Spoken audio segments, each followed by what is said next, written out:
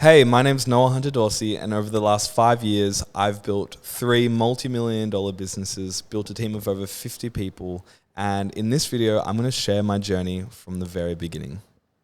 I started this YouTube video to share a behind-the-scenes look at my life, where I live between Bali and Melbourne, and I run multiple businesses and multiple projects.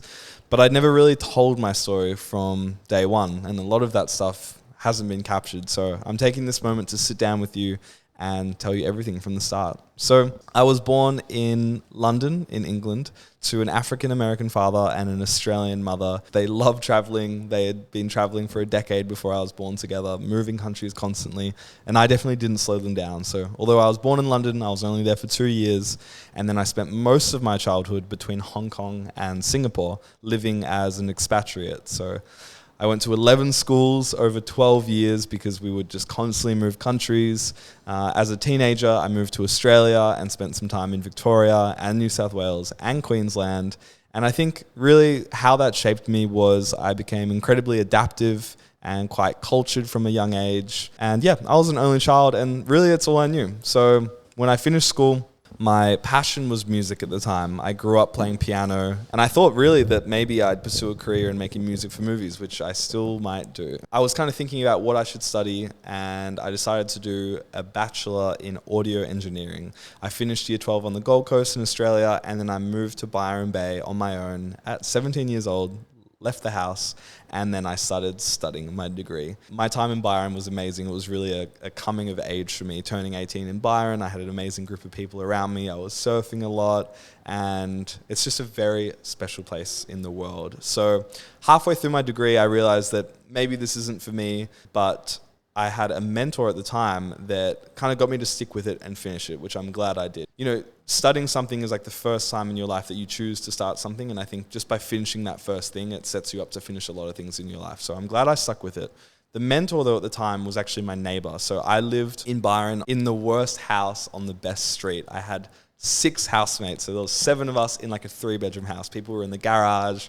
It was like, yeah, it was chaos, but it was amazing. And we backed onto a nature reserve, and then there was a beach with amazing waves there. My mentor at the time lived on the same street in the best house, and he was next door. And we started surfing together, and we built a really amazing relationship together. I think he saw a part of himself in me at that age, and he took me under his wing. And what he did was he ran sales trainings and speaking trainings. So at the age of 17, I was skipping uni to do these 4-day sales training seminars and speaking seminars with this guy. And in exchange, I was making him a lot of content because I knew how to film. I grew up skateboarding, and I was skating a lot in Byron, and making skate films with my friends was something that I'd been doing for many years. So I had that skill, and he was like, well, you know how to use a camera, help me make content, and I'll show you, I'll let you sit in on the courses, and I'll mentor you basically. So he really changed the trajectory of my life, and it was incredible. First, the courses were amazing. I learned so many soft skills and communication skills that have helped me throughout my entire career. Sales in particular, and just effective communication and leadership. But the other thing that he showed me was you don't necessarily have to follow the traditional path of finishing school, going to university, getting a job, which is kind of all I really knew. So he kind of said to me, you can actually build your own business or get clients and freelance. And I was like, wow. So he really started opening my way of thinking about, how do I create a life in this world?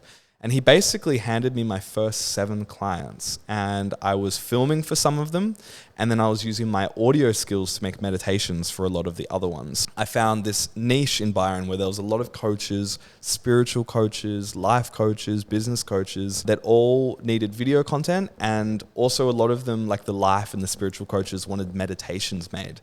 And I was very good at audio, so I started making meditations for them. I would take a microphone into the fields, into the beach, and capture lots of like natural soundscapes, and then I'd layer it with like synthesizers and pads, and then I would have the client come in, and then I would basically just record their voiceover. They would do a guided meditation, I'd mix it, and I'd send them. I was like nearly 18 at this time, probably like 17 turning 18. I landed my first job. I charged $100 per hour, 7 hours, and that was my first bit of like money. Like it wasn't through a traditional 9 to 5 or a part-time job. It was like freelancing. And that's what I went on to do for many, many years. So as soon as I finished uni, I knew it was time to leave Byron. I think that I got this from my parents, just the urge to constantly move around, change countries, change places. So I left Byron and I drove down to Melbourne. And I still remember it so vividly because when you come into Melbourne from the country, you go over this crest in the highway and for the very first time you can see the entire cityscape. You know, I had goosebumps and I actually shed a tear because I just had this vision that I wanted to build something in Melbourne and really commit to building a business. And I looked at the CBD and I was like, I want an office in that CBD. I want a team. I want to really make something. And I moved into this Elwood house. I had no friends in the city, didn't know anyone, had no job, had a little bit of money to my name, had my clothes. And yeah, essentially I was just starting fresh. So I started hustling around and it turns out a guy that I did one of the sales trainings in Byron actually lived in Elwood as well. So we caught up for coffee and I told him that, you know, I'd moved down. I was excited to start my career here. And he was like, wow, this is awesome. There was one night where I had run out of money and I needed to eat. And this guy actually gave me $50, borrowed it off him, got pizza, ate that night, and I paid him back the next day because I knew I was getting paid for a job the following day. So shout out to this guy because he really looked after me.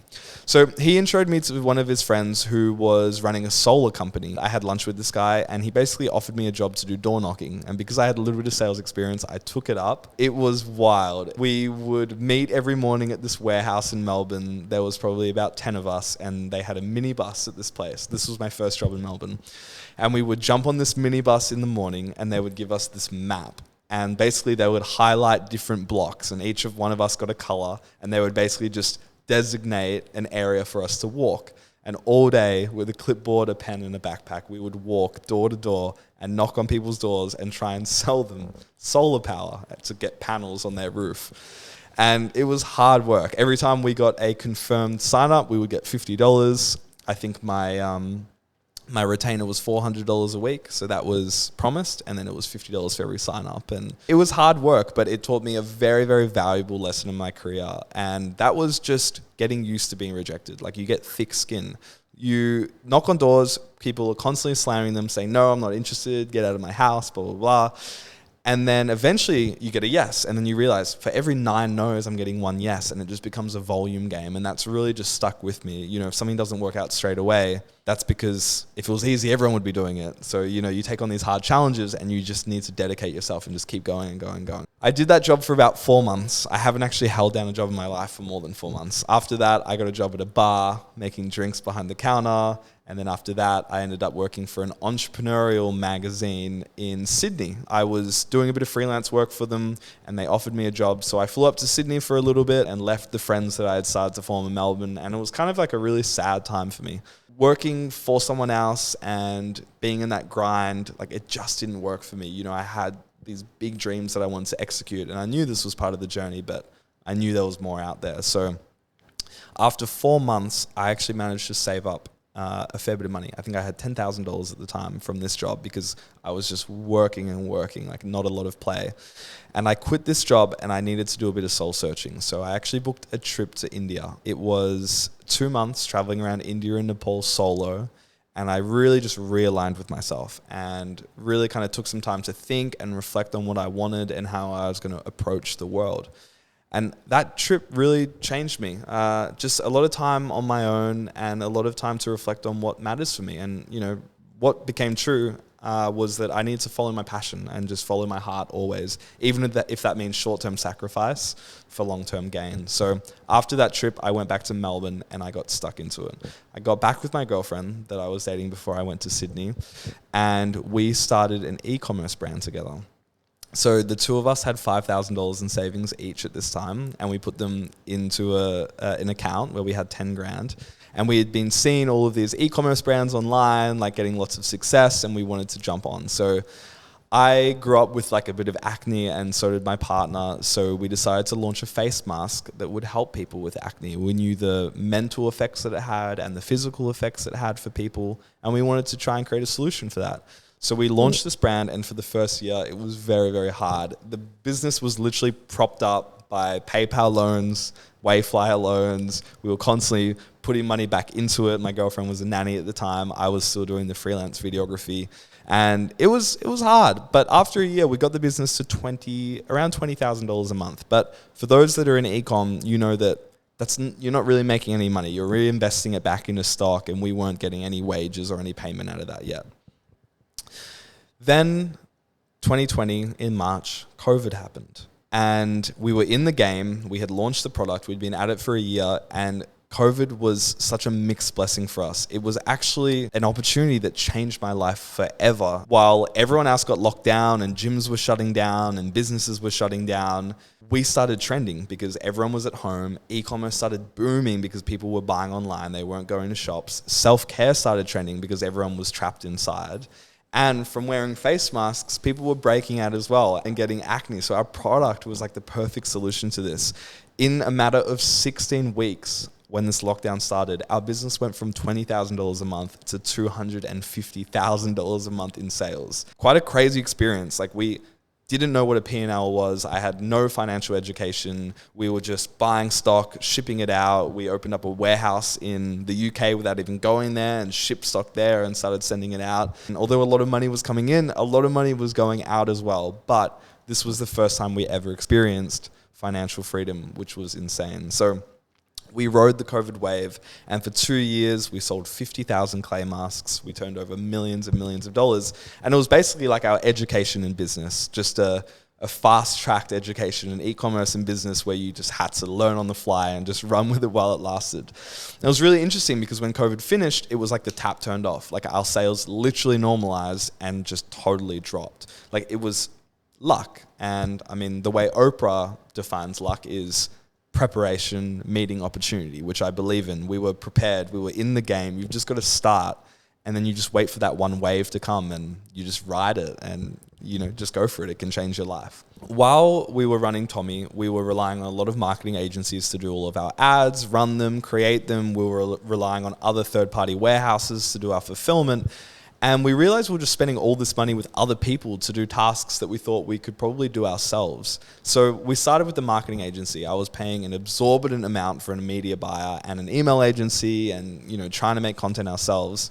And I decided to take things into my own hands and launch my own marketing agency, which was called Creative Converters. What started in a bedroom with just one business partner of mine, Gabby, turned into a team of 35 people over 2 years and actually became a bigger business than Tommy's. We specialized in making UGC content, which was user-generated content, for brands to use it on Facebook and Instagram. They were really the two dominant platforms at the time.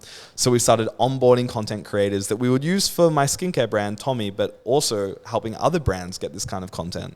And it was just explosive. We got our first office in Toorak, which was just kind of a little 30 square meter office. We grew the team to 6 people in there in half a year and outgrew the office. I got a bigger space, a warehouse conversion in Cremorne.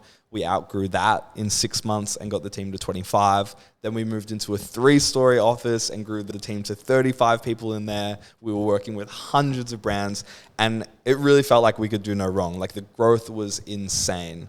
But in the year of 2022, we had a very, very tough year. Sometimes when you're growing a business and things are moving so quickly, we were literally hiring a new person every single week and felt invincible. Your confidence is at an all-time high and you think it's going to keep going. I had taken on a massive office lease. We were spending $300,000 a year on our office, and I had a payroll bill of $180,000 a month. I was really leveraged. I had a lot of responsibility and a lot of mouths to feed and a lot of bills to pay.